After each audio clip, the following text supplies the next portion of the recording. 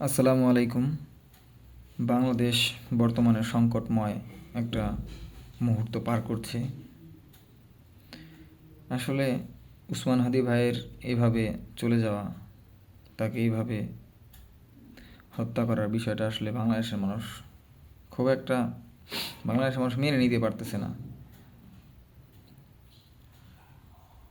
এখন সবারই দাবি যে উসমান হাদি ভাইয়ের খুনিকে যেন দৃষ্টান্তমূলক যতটুকু সম্ভব সর্বোচ্চ শাস্তি নিশ্চিত করা হয়, এবং এই বিষয়টা আমাদের উসমান হাদি ভাই নিজেও বলে গেছেন। তারপরও আমাদের প্রশাসন মানে এদের কোনো প্রশাসন বলতে আমাদের সরকারকেই বলতে হয় এখন, যে আমাদের স্বরাষ্ট্র উপদেষ্টা, আসলে এদের লজ্জা শরম বলতে কিচ্ছু নাই। কারণ দেশটাকে অস্থিতিশীল একটা পরিবেশ তৈরি করে ফেলছে ইন্ডিয়ার লেসপেন্সাররা এবং ফ্যাসিস্টের লেসপেন্সার যারা আছে। এদের নিয়ন্ত্রণ করার মতো তাদের কোনো রকম ক্ষমতা নাই। আমার মনে হয় এর আসলে যোগ্যতার অভাব আছে। ঠিক আছে, আজকে আসলে এই বিষয়টা দুঃখ লাগে আর কি। আজকেও ককটেল বিস্ফোরণ হয়েছে মগবাজারে, এখানে একজন নিহত হয়েছে ককটেল বিস্ফোরণে। মানে দেশকে যারা অস্থিতিশীল করতে চাইতেছে বা করতেছে, তাদের কারো ধরার খবর নাই, তারা কিন্তু অপেনে ঘুরতেছে। আসলে ভাই এতটা খারাপ লাগে বাংলাদেশ থেকে আসলে এরকম পরিস্থিতি দেখা। একটা সচেতন নাগরিকের জন্য, দেশপ্রেমিক নাগরিকের জন্য কতটা যে দুঃখের, এটা আসলে বলে বোঝানো যাবে না। মানে যারা গণহত্যার সাথে জড়িত, যারা 24-এর আগে 15-16 বছর এরকম ফ্যাসিজম কায়েম করছে, তাদের অনেকেই ওপেনে ঘোরাঘুরি করতেছে, তাদের কাউকে ধরার কোনো রকম উদ্যোগও নাই। ঠিক আছে, প্রশাসন তো নাই।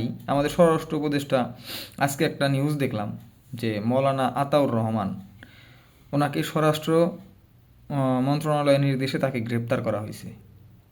মানে একটু ভাবা যায়। এবং আমি বিস্তারিত একটু পড়ে দেখলাম, সেটার বিষয়, যেসব বিষয় উল্লেখ করা হয়েছে সেগুলি হচ্ছে, সে নাকি বর্তমানে উস্কানিমূলক ফেসবুকে লাইভে অথবা পোস্ট করতেছে আর কি। সো এই যে বিষয়গুলি আসলে মানে আমাদেরকে একটা একদিকে কনভার্ট করতেছে। মূল যে আমাদের অবস্থান, যেইখানে আমাদের আসলে লক্ষ্য, যে বিষয়টা, সেই বিষয়টা থেকে পাশে রেখে অন্য একটা বিষয়ের দিকে আমাদেরকে কনভার্ট করে নিয়ে যেতেছে। ঠিক আছে, বাংলাদেশে বর্তমানে এত ভয়াবহ একটা অবস্থা, কোথায় কারে গুলি করে মেরে ফেলা দেয় এটাও নাই। হাদি ভাই মরার পরে অন্তত পক্ষে সরকারের একটু গদি নড়া উচিত ছিল, যে আসলে বাংলাদেশ এইভাবে চলতে পারে না, এইভাবে তাদেরকে এত ছাড় দেওয়া উচিত হচ্ছে না। এরপরেও ককটেল বিস্ফোরণ করতেছে। এগুলি ভাবা যায়? চিন্তা করতে পারেন আপনারা কখনো? এদের কাজটা কী? আমি জাস্ট ইমাজিন করেন যে এদের কাজ কী, এরা আসলে করে কি সারাটা দিন? এই যে দিনের পর দিন যাইতেছে, এই যে যে হাদি ভাইয়ের মৃত্যুর পরও দিনের পর দিন পার হইতেছে, এদের আসলে কাজ কি? বাংলাদেশের পরিস্থিতি কি উন্নতির দিকে আসতেছে কিনা? শুধু দিনের পর দিন একজন মারা গেল, অবনতি ঘটতেছে, তারপরও সরকারের কোনো রকম নাই। ভাই যদি কেউ মনে করে যে আমার দ্বারা এখানে নিয়ন্ত্রণ করা সম্ভব না, তাহলে ছাইড়া দেন ভাই, দেশটা ধ্বংস করেন না। যদি মনে করেন যে আমার দ্বারা প্রশাসন নিয়ন্ত্রণ করা অথবা দেশ অথবা যে কোনো বিষয়, যে কোনো যার যার জায়গা থেকে যদি মনে করেন যে আমার দ্বারা সম্ভব না, তাহলে আপনি ছাইড়া দিয়ে একজন যোগ্য একজন মানুষকে দেন ভাই। তবু আপনি এই জায়গাটা বসে থেকে দেশটাকে ধ্বংস করেন না প্লিজ। আজকে এখানে ঘটনা, কালকে ওইখানে ঘটনা, একজন মারা যেতেছে, এগুলি করতেছে। কয়েকদিন আগে আবার এনসিপির একজন খুলনায় নাকি সম্ভবত কোথায় যেন একজনের মাথায় গুলি করছে। কল্পনা করা যায়? এই সময়ে এসে মানুষ অপেনে রাস্তাঘাটে গুলি করতেছে, কি রে ভাই? মগের মূল্যক নাকি, যা মন চায় তাই করতেছে। একটা রিভলভার দিয়ে গুলি করা, একজন মানুষ মেরে ফেলা, পাখি মারার থেকে সিম্পল বিষয় মনে করতেছে সবাই। আর আমাদের সরকার বসে আঙ্গুল চুষতেছে, একটা একটা উল্লেখযোগ্য কোনো বিচার নাই। একজন অপরাধীর বিচার করতে পারে নাই, একজন অপরাধীকে ধরতে পারে নাই। কতটা ভয়াবহ পরিস্থিতি তৈরি হইতেছে বাংলাদেশে, চিন্তা করতে পারতেছেন আপনারা?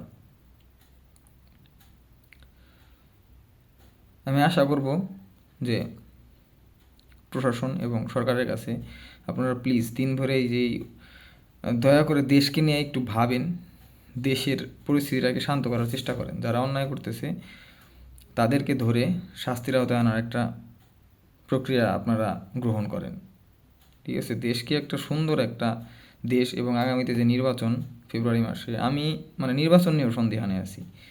এখন এই অবস্থা, নির্বাচন একটা অপরাধীকে ওপেন শুটার, এদেরকে আইডেন্টিফাই করতে পারতেছে না, এদেরকে ধরতে পারতেছে না।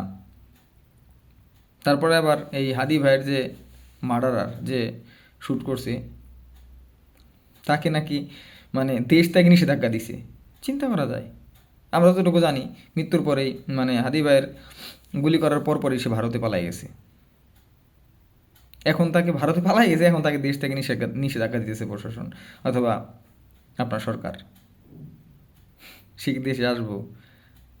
মানে কতটা লজ্জার এইসব কথাবার্তা। নিউজ যখন হয় এগুলি দেখলেও লজ্জা করে। আগামীতে নির্বাচন, প্লিজ দয়া করে এই সময় নির্বাচন আসলে কীভাবে হবে আল্লাহ ভালো জানে। কারণ যে পরিমাণ ব্যর্থতা দেখতেছি আসলে, এই ব্যর্থতার মধ্যে সুষ্ঠু নির্বাচন হয় তো কষ্ট। যাই হোক, আল্লাহর কাছে দোয়া করি, আল্লাহ তাআলা সর্বশক্তির উৎস। সরকারের কাছে এই আবেদন যে আপনারা প্লিজ দেশটাকে দেখেন, একটু কষ্ট করে দেশটাকে একটু স্বাভাবিক পরিস্থিতিতে আনেন। যারা অন্যায় করতেছে, যে এরকম ককটেল বিস্ফোরণ, মারামারি, হানাহানি, গোলাগুলি, এগুলি কি যারা করতেছে এদেরকে সরাসরি আইনের আওতায় আনেন। এদের সাথে কম্প্রোমাইজ করে লাভ নাই, দেশটাকে ধ্বংস করেন না প্লিজ।